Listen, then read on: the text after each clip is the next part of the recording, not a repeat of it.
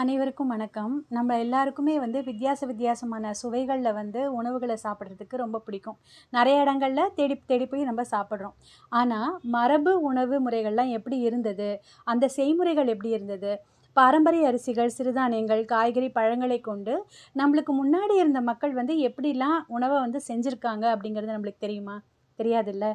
ஆனா, இந்த வகுப்புல நம்ம அத பத்தி தெரிஞ்சுக்க போறோம்.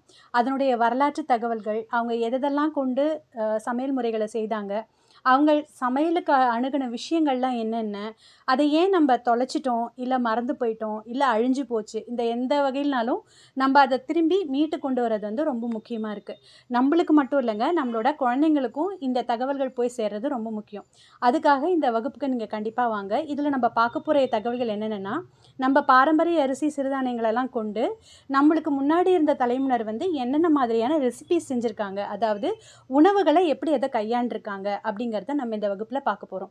நீங்க இந்த வகுப்புல இன்ட்ரெஸ்டிங்கா இருந்தீங்க அப்படின்னா, இந்த டிஸ்ப்ளேல தெரியிற நம்பருக்கு தகவல் அனுப்பலாம். நீங்க இல்லன்னா தொலைபேசியில தொடர்பு கொண்டு கேட்கலாம். நன்றி, வணக்கம்.